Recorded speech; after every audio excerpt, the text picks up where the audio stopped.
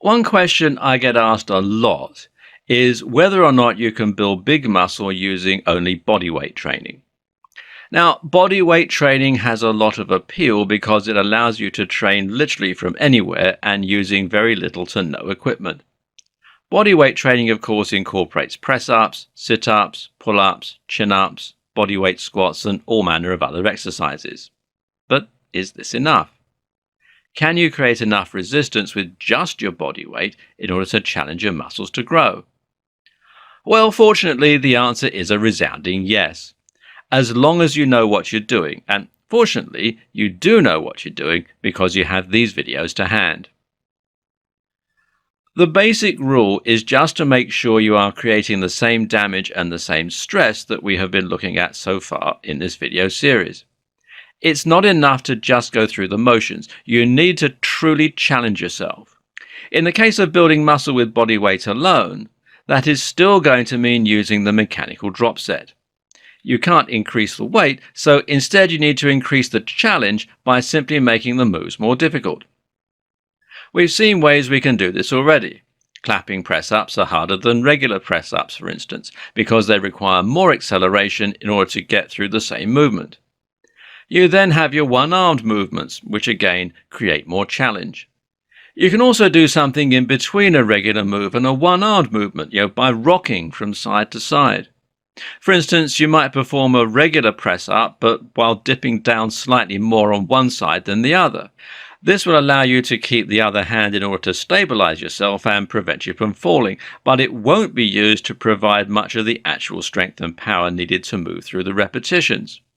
You can do the same thing with a pull-up, a chin-up, or a tricep dip. So now you have your obvious progressions for mechanical drop sets using only body weight. You can go from clapping press-up, to rocking press-up, to regular press-up.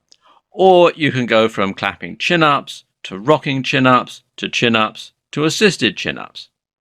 Another option is to change the angle of your movement in order to alter the amount of pressure you're fighting against.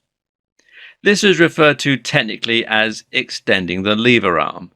In other words, if you move the weight away from the point of contact with the ground, you're now going to make the movement more difficult. Similarly, you can make the move more difficult by reducing the number of points of contact with the ground.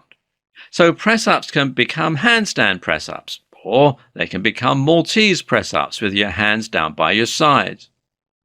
Harder than either of those things is the planche, where you're going to be holding your body parallel with the floor by just your hands, like a press-up, but without your feet touching the floor. Some of these movements are incredibly difficult. Not only do they require a lot of power in the target muscles, they also require tons of functional strength, and you need to be able to coordinate and control all of the muscles in your body to work together. That means making your core tight enough to stabilize your body, and it means making your forearms and hands strong enough to balance you in a handstand. It means having enough control over your legs in order to keep them upright. These advanced moves can become entire full-body exercises. These aren't as useful for growing specific muscles because they don't isolate a target muscle. That means it's harder to exhaust or tear muscle fibers in any particular muscle because there are too many points of failure.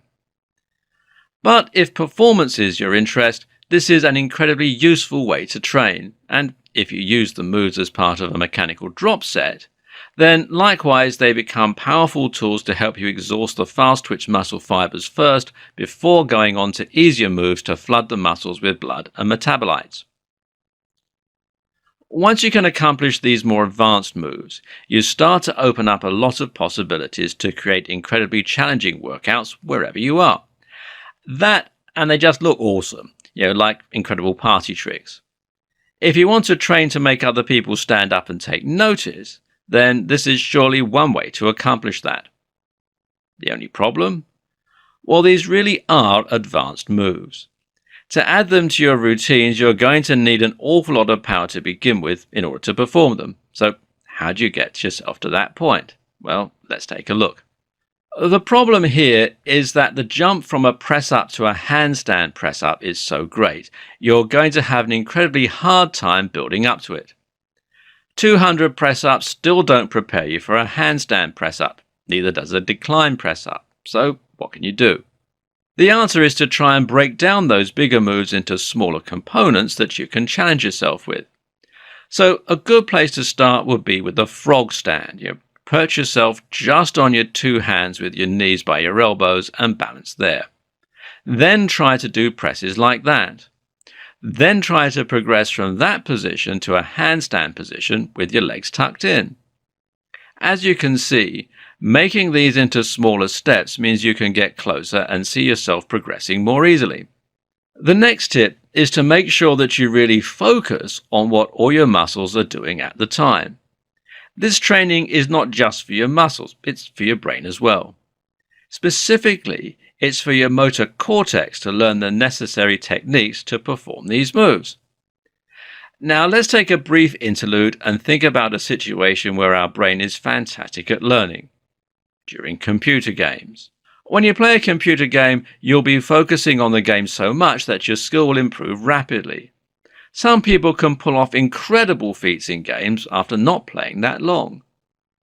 What happens here is that they watch the game and they anticipate and visualize the movements they want to perform in the game.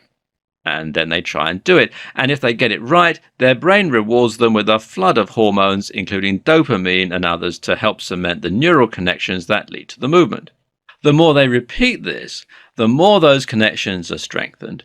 And each time, the game rewards them with a chime or victorious music. And that only strengthens this effect and makes them feel even more accomplished. When things go wrong, they lose health, the screen flashes red, and there are very clear cues that this was the wrong move. Thus, the brain doesn't get that response and the movement is not enforced. But really, that sense of reward comes from the fact that they so badly want to succeed. It comes from the fact that they're incredibly focused on what they're doing and that they feel real anxiety and stress as they play and their health whittles down. We can learn anything if we approach it in a similar manner. In the case of working out, that means setting real goals for yourself, to transition into handstand with perfect technique, for example, and then paying close attention to the outcome of your attempt. Was that right or wrong? Should it be enforced or not? The more you focus on that muscle, the quicker you're going to be adapting, and your brain will learn how to pull off the perfect technique.